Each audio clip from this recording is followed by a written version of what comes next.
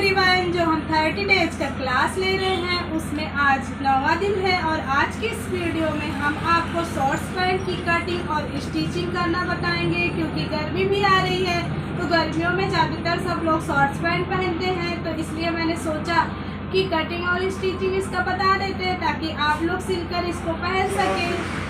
तो मैं इसके साइज़ का शॉर्ट पैंट बनाने जा रही हूँ, लेकिन जिस फार्मूले से हम इस शॉर्ट पैंट की कटिंग बताएंगे उस फार्मूले का यूज़ करके आप किसी भी साइज़ का शॉर्ट पैंट बना सकते हो। तो चलो वीडियो को स्टार्ट करते हैं। तो कटिंग करने से पहले आप नाप लेकर रख लेंगे और यहाँ पे वेस्ट राउंड है 21 इंच और हिप राउंड 26 इंच है और इसकी लेंथ जो है वो है 13 इंच। तो अब हिप राउंड हम 26 इंच है तो उसका चौथाई भाग लेंगे, तो 4 से डिवाइड करेंगे तो आएगा 6.5 इंच। अब 6.5 इंच में हम 4 इंच प्लस करेंगे, तो 4 इंच प्लस करेंगे हम इसमें, उसके बाद में आ जाएगा 10.5 इंच। तो इसमें प्लस 4 इंच हम इसलिए ऐड कर रहे हैं क्योंकि ये छोटे बच्चे का है। अगर हिप राउंड जिसका भी 30 से कम होगा तो फिर हम 4 इंच इसमें ऐड करेंगे, और अगर हिप राउंड 30 से 50 इंच तक रहेगा तो इसमें हम 6 इंच ऐड करेंगे। अगर 50 से प्लस रहेगा हिप राउंड तो हम उसमें प्लस 8 इंच ऐड करेंगे। तो यहाँ तक आप लोगों को समझ में आ गया होगा। अब हम ये जो आया है निकल के 10.5 इंच, 10.5 इंच हम कपड़े को फोल्ड करेंगे।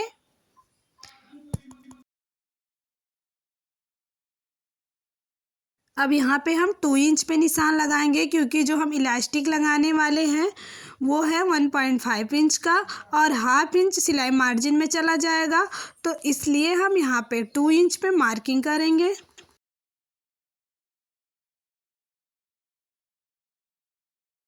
अब सीधी लाइन खींच लेंगे।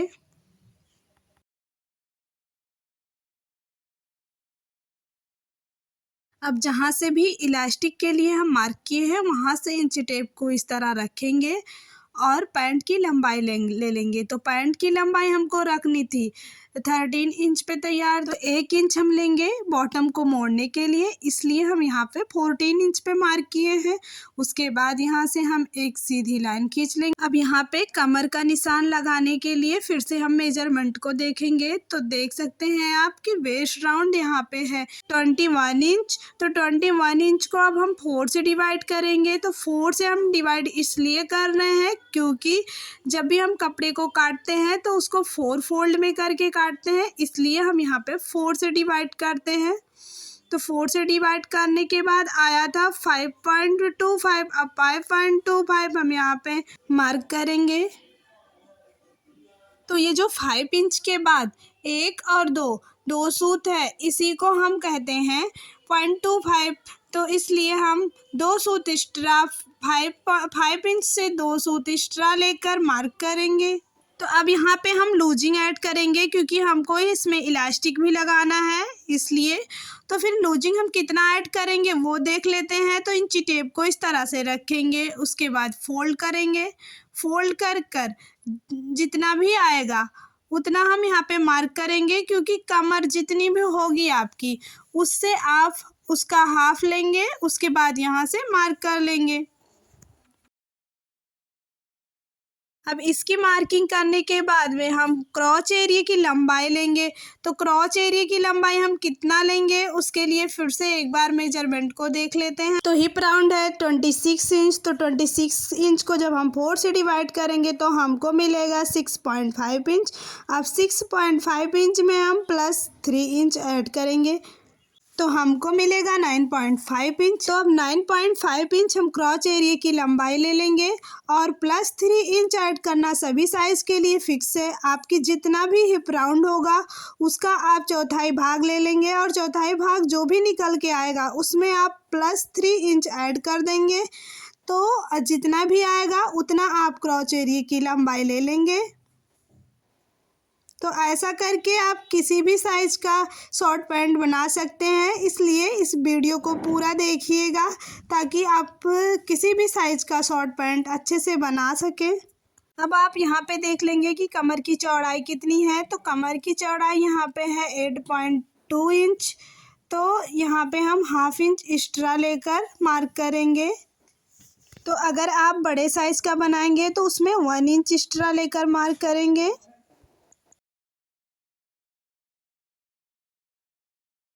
उसके बाद इन दोनों निशानों को एक दूसरे से मिला देंगे।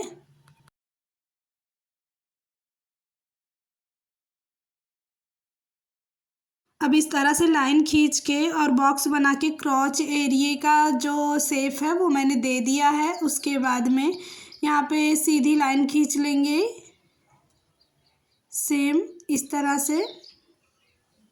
अब सीधी लाइन खींचने के बाद यहाँ पर मोहरी का निशान लगाएंगे। तो मोहरी हमको रखनी है 16 इंच पे तैयार, तो इसलिए हम यहाँ पे उसका हाफ ले लेंगे 8 इंच। तो फिर यहाँ पे इस तरह से मार्क करेंगे। दोनों तरफ बराबर कपड़े छूटे हुए होने चाहिए। अब यहाँ पे मार्क करने के बाद ये वाली जो लाइन खींचे हैं वहाँ से इस तरह से मिला देंगे और इधर भी इस तरह से इस वाली लाइन पे मिला देंगे। अब फ्रंट वाले पार्ट की मार्किंग पूरी हो चुकी है। अब इसकी कटिंग कर लेंगे हम।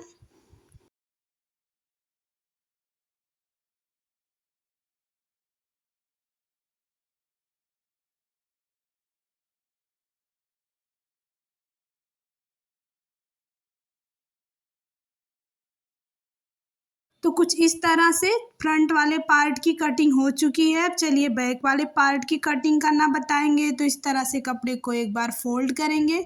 उसके बाद में इसको वो जितना भी फोल्ड किए थे वो 10 इंच फोल्ड किए थे, तो इसको 2 इंच एक्स्ट्रा लेकर फोल्ड करना है, क्योंकि बैक वाला पार्ट हमारा 2 इंच एक्स्ट्रा कट होता है।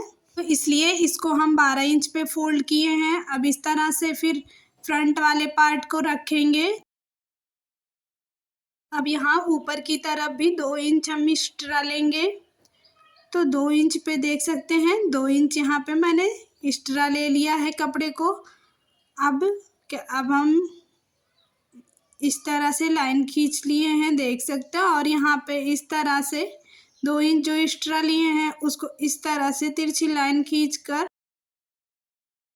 इस तरह से लाइन खींचने पर बैक वाला पार्ट 2 इंच एक्स्ट्रा भी हो जाएगा। और साइड में जब हम फिटिंग करेंगे तो दोनों फ्रंट और बैक दोनों पार्ट बराबर भी आएंगे। अब इस तरह से कटिंग कर लेंगे इसकी।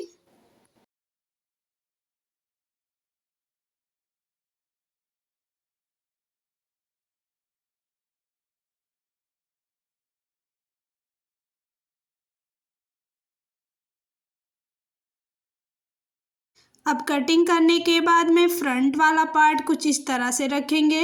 तो आप देख सकते हो कि बैक वाला पार्ट 2 इंच एक्स्ट्रा कट गया है, क्योंकि 2 इंच एक्स्ट्रा हमने लिया था और इधर के साथ सटा के मैंने कट किया, ताकि वो अपने आप तब 2-2 इंच पे निशान नहीं लगाने पड़ते, अपने आप वो 2 इंच एक्स्ट्रा कटिंग में हो जाता है। अब इस तरह से सटा के इस साइड वाले में भी जो कटिंग करना है उसको कर लेंगे।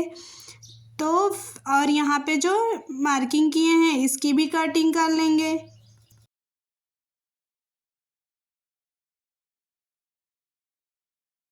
तो कुछ इस तरह से बैक और फ्रंट दोनों पार्ट की कटिंग हो गई है। अब चलिए जेब की कटिंग करना बताते हैं कि किस तरह से जेब की कटिंग होगी। कपड़े को एक बार फोल्ड करेंगे और इसकी लंबाई ले लेंगे 10 इंच। अगर आप बड़े साइज़ का बना रहे हो तब इसकी लंबाई आप 12 इंच रखोगे, पर यहाँ पे छोटे साइज़ का मैं बना रही हूँ इसलिए यहाँ पे जेब की लंबाई 10 इंच में रख रही हूँ। और इसकी चौड़ाई मैंने लिया है 5.5 इंच। अगर आप बड़े साइज़ का बना रहे हैं तो 6 इंच या 6.5 इंच इसकी चौड़ाई ले सकते हैं। अब यहाँ पे 1.5 इंच पे मार्क करेंगे। उसके बाद में यहाँ पे 5 इंच पे मार्क करेंगे। आप जब बड़े साइज़ का बनाएंगे तो यहाँ पे 6 इंच पे मार्क करेंगे। ये छोटे साइज़ का है इसलिए इसमें 5 इंच पे ही मार्क कर रहे हैं। फिर 1/2 इंच अंदर की तरफ मार्क करके इस तरह से लाइन ड्रॉ कर लेंगे। आप देख सकते हैं यहाँ पे मैंने 1/2 इंच ही लिया है और इस तरह से लाइन ड्रॉ कर लेंगे। और यहाँ पे अब 2 इंच लेंगे और 2 इंच लेकर उसके बाद इस तरह से शेप बनाएंगे।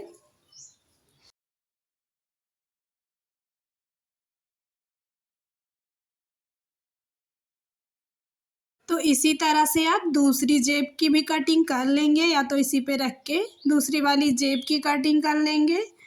तो अब कटिंग पूरी हो चुकी है। अब चलिए इसका सिलाई करना बताते हैं। तो सबसे पहले हम फ्रंट वाले पार्ट को लेंगे। तो ये कपड़ा सीधा है, इसको उल्टा कर लेंगे सबसे पहले। उसके बाद में फिर इस तरह से करके और यहाँ पे सिलाई करेंगे। तो यहाँ पे क्रॉच एरिया के साइड मैंने सिलाई कर लिया है, आप देख सकते हो। अब यहाँ जो जॉइंट है साइड में, उसकी कटिंग कर लेंगे।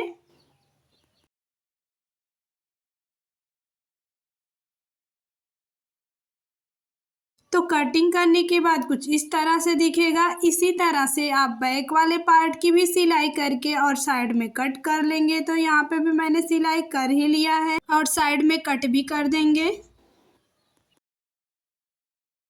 अब फ्रंट वाले पार्ट को लेंगे, उसके बाद उसमें जेब लगाएंगे।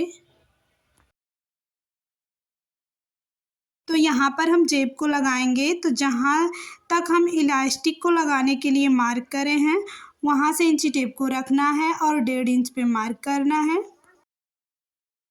मार्किंग करने के बाद कटे हुए जेब को लेंगे और यहाँ पे जो ये मार्क निशान लगा हुआ है, उसको इस तरह से इस वाले निशान पे रखेंगे और जिस तरह से जेब में निशान लगा हुआ है, उसी निशान पर सिलाई कर लेंगे। तो अगर आपका निशान इस तरह से नीचे की तरफ हो जा रहा है, तो ऊपर की तरफ इस तरह निशान लगा लेंगे उसी निशान पे।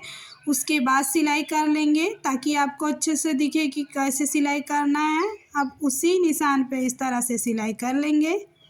तो उसी निशान पे मैंने सिलाई कर लिया है। अब कटिंग कर लेंगे।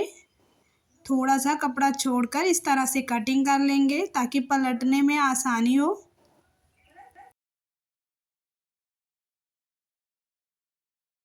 कट करने के बाद पलट कर ऊपर से सिलाई कर लेंगे। ये ऊपर से सिलाई कर लेंगे।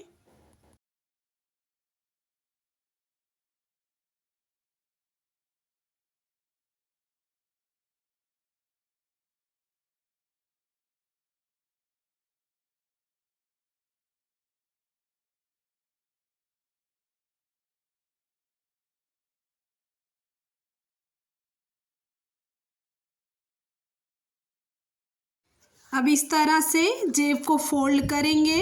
उसके बाद यहाँ पे सिलाई कर लेंगे।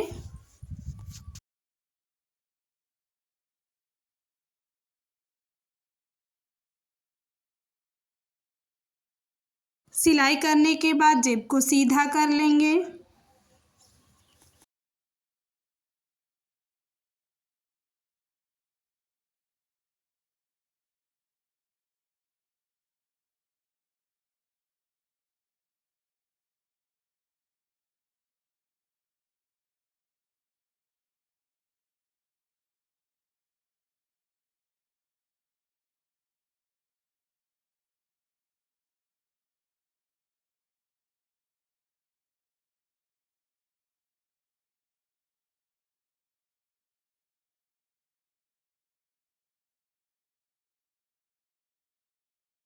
तो कुछ इस तरह से जेब लगकर रेडी हो चुका है। अब इसी तरह से हम दूसरे साइड भी जेब को लगा लेंगे और ये वाली सिलाई जो छूट गई है, इसको भी सिलाई कर लेंगे।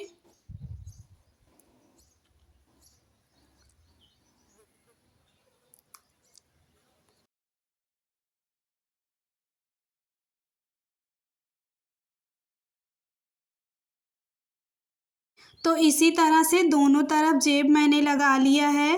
अब बैक वाले पार्ट को लेंगे और इस तरह से रखेंगे।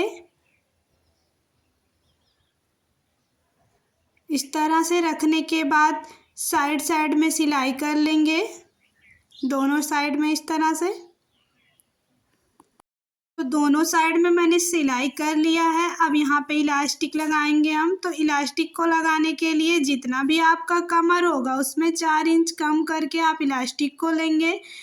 तो इसमें कमर की जो चौड़ाई थी, वो थी 21 इंच। तो हम उसमें 4 इंच कम करेंगे तो आएगा 17 इंच। तो 17 इंच हम इलास्टिक को लेंगे।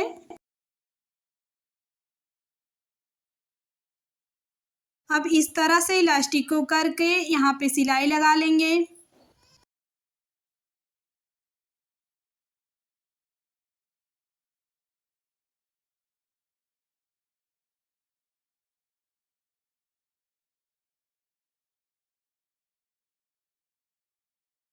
अब इस तरह से इलास्टिक को रखकर और कपड़े को इस तरह से फोल्ड करेंगे और यहाँ पर सिलाई कर लेंगे।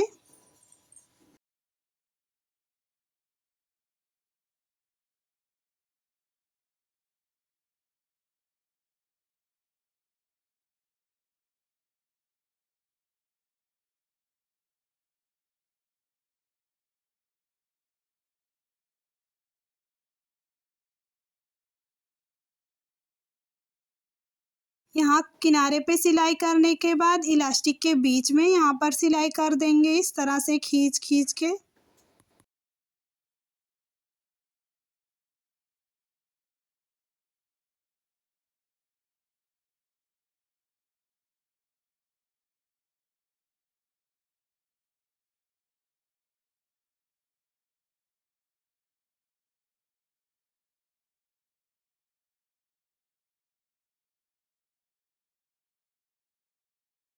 अब इसमें इलास्टिक भी लग चुका है। अब यहाँ नीचे की तरफ मोहड़ी के तरफ मोड़कर सिलाई कर लेंगे इस तरह से। आप चाहें तो अगर आपको अलग से कपड़े लगाकर यहाँ इसमें फोल्ड करके सिलाई करने का मन हो तो वो भी कर सकते हैं।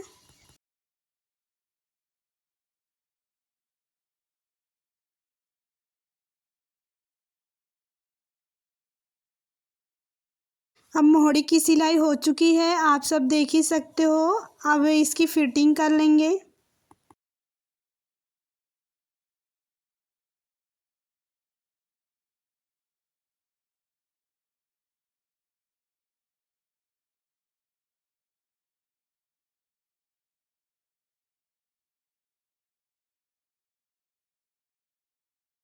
फिटिंग करने के बाद इसको पलट लेंगे।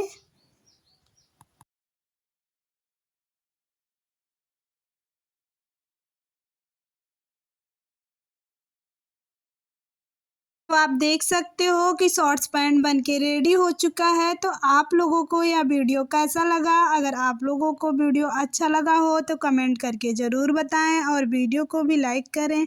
और ऐसे ही आपको सिलाई का अगर और भी कोई चीज़ सीखना है तो मेरे चैनल को सब्सक्राइब करें, क्योंकि हम रोज़ आपको कुछ ना कुछ नया सिखाते हैं। और 30 डेज का क्लास भी ले रहे हैं, जिसमें ये 9वां क्लास है और आगे का क्लास आपको देखना है तो आप ज़रूर चैनल को सब्सक्राइब कर लीजिए।